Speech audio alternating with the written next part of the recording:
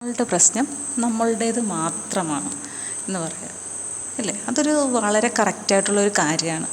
നമ്മളുടെ പ്രശ്നം ഏറ്റവും കൂടുതൽ ബാധിക്കുക നമ്മളെ മാത്രമായിരിക്കും. നമ്മളെടുക്കുന്ന തീരുമാനങ്ങൾ പക്ഷേ മറ്റുള്ളവരെ കൂടി ബാധിക്കും.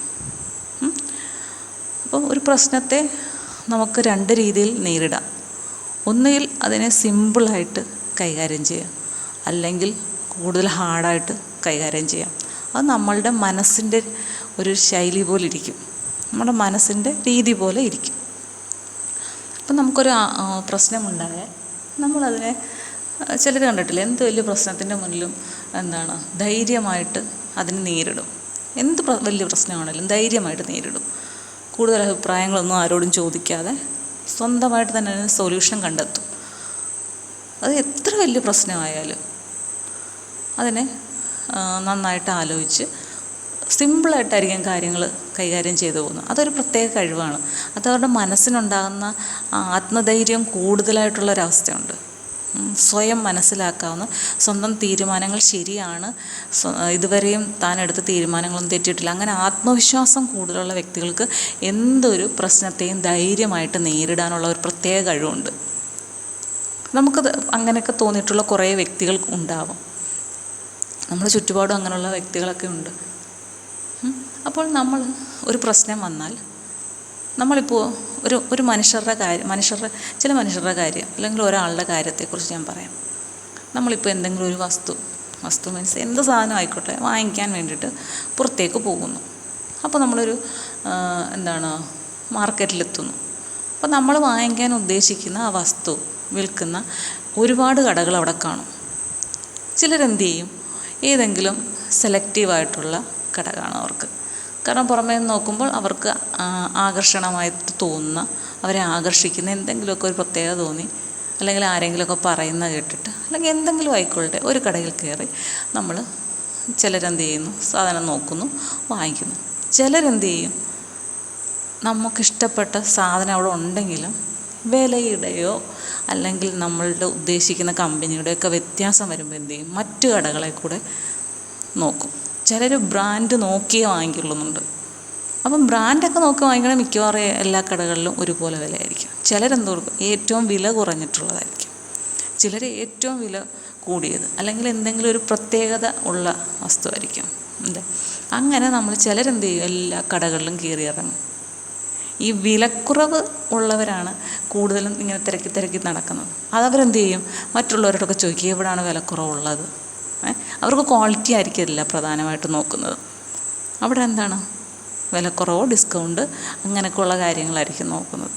നമുക്ക് തന്നെ അറിയാം, ഇഷ്ടം പോലെ പരസ്യങ്ങളുണ്ട്. എല്ലാത്തിലും എന്താണ് പറയുന്നത്, എല്ലാ പരസ്യത്തിലും പ്രധാനമായിട്ടും കസ്റ്റമേഴ്സിനെ ആകർഷിക്കാനായിട്ട് അവർ കുറേ ഓഫറുകൾ വെക്കും. കുറേ പണിക്കൂലിയിൽ ഇത്ര ശതമാനം കുറവ്, കിഴിവ്, ഇന്ന് ഓഫറ്, ഗിഫ്റ്റുകൾ, അങ്ങനെ നമ്മളെ ആകർഷിക്കാനായിട്ട് പല പരിപാടി അവർ ചെയ്യുന്നുണ്ട്. അവരുടെ ലക്ഷ്യം എന്താണ്, അവരുടെ പ്രോഡക്റ്റ് വിറ്റ് പോകണം. ഇതുപോലെ തന്നെയാണ് നമ്മുടെ മനുഷ്യരുടെ ഓരോ പ്രശ്നങ്ങൾ വരുമ്പോൾ ചിലരെന്ത് ചെയ്യും, എല്ലാവരോടും അങ്ങ് പറയും, ഇങ്ങനൊരു കാര്യമുണ്ട്, എന്ത് ചെയ്യും എല്ലാവരോടും പറയും. ചിലരെന്ത് ചെയ്യും, സെലക്റ്റീവായിട്ടുള്ള ആൾക്കാരുണ്ട്. ഇച്ചിരി കാര്യം പറഞ്ഞു കഴിഞ്ഞാൽ അത് വ്യക്തമായിട്ട് കേൾക്കാനും മനസ്സിലാക്കാനും കഴിവുള്ള ഇച്ചിരി സ്റ്റാൻഡേർഡായിട്ടുള്ള ആളുകളെന്ന് കരുതുന്നവരോട് മാത്രം ഷെയർ ചെയ്യും. ചിലപ്പോൾ നല്ല കൂട്ടുകാരോട് മാത്രം ഷെയർ ചെയ്യും. ചിലരെന്ത് ചെയ്യും, സ്വന്തം വീട്ടിലുള്ളവരോട് ഷെയർ ചെയ്യും. ചിലരെന്ത് ചെയ്യും, ഭാര്യ ഭർത്താവിനോട് മാത്രമായിരിക്കും പറയുക, അല്ലെങ്കിൽ ഭർത്താവ് ഭാര്യയോട് മാത്രമായിരിക്കും പറയുക. മനസ്സിലായി? ആ സ്റ്റെപ്പ് പോകുന്നുണ്ട്. അങ്ങനെ ഈ സെലക്റ്റീവായിട്ടും എല്ലാവരോടും പറയുന്നവർ എന്തുവാന്ന് പറഞ്ഞാലും ഈ കേൾക്കുന്നവർക്ക് എല്ലാവർക്കും വ്യത്യസ്ത അഭിപ്രായമായിരിക്കും ഒരു കാര്യത്തിൽ, അല്ലേ? നമ്മൾ ഉദ്ദേശിക്കുന്ന രീതിയിലായിരിക്കില്ല അവരുടെ മനസ്സ്. അവരുടേതായിട്ടുള്ള രീതിയിൽ ഈ കാര്യങ്ങളെ കൈകാര്യം ചെയ്യും. എന്നിട്ട് നമുക്കൊരു സൊല്യൂഷനും പറഞ്ഞു തരും, ഇങ്ങനെ ചെയ്യുക അല്ലെങ്കിൽ ഇങ്ങനെ ചെയ്താലും മതി എന്ന് നമുക്ക് പറഞ്ഞു തരും. പക്ഷെ ചില സൊല്യൂഷനുകൾ നമ്മുടെ മനസ്സ് ഉൾക്കൊള്ളില്ല. ചിലർ പറയണം, അല്ലാതെ അങ്ങനെ ചെയ്താൽ ഇങ്ങനെ ചെയ്യും. പക്ഷെ നമ്മുടെ മനസ്സ് പറയും, അതൊന്നും അല്ല വേണ്ടത്, അതൊന്നും അല്ല യഥാർത്ഥത്തിൽ ചെയ്യേണ്ടതെന്ന് പറയും, അല്ലേ?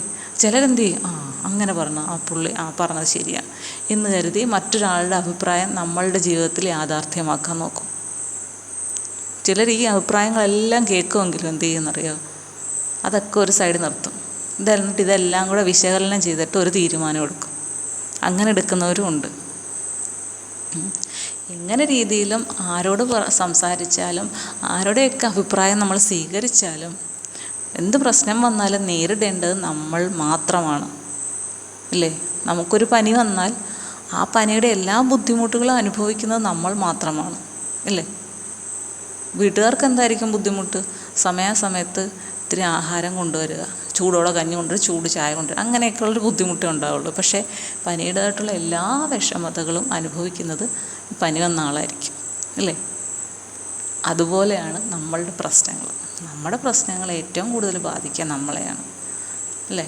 മറ്റുള്ളവരതിന് നമുക്ക് ഒരു പങ്കാളിയായി കൂടെ നിന്നാലും ആ എല്ലാ ടെൻഷനുകളും അനുഭവിക്കേണ്ടത് നമ്മൾ മാത്രമാണ് എന്ന ചിന്ത നമ്മുടെ ഉള്ളിൽ എപ്പോഴും ഉണ്ട്.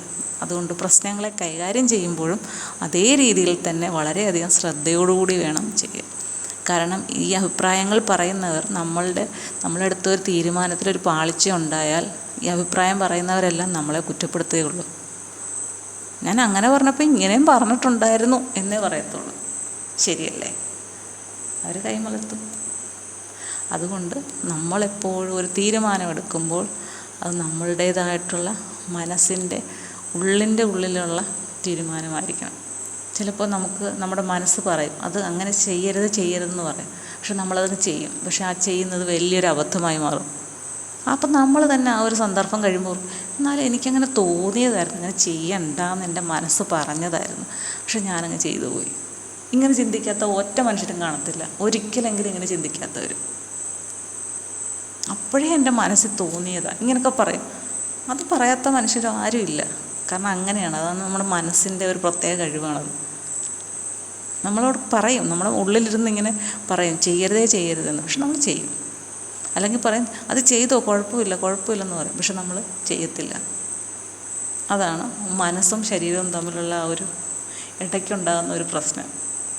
ഈ പ്രശ്നം എല്ലാവർക്കും ഉണ്ടാകാറുണ്ട്. ഒരിക്കലെങ്കിലും സംഭവിക്കാത്ത മനുഷ്യരില്ല. ശരിയല്ലേ?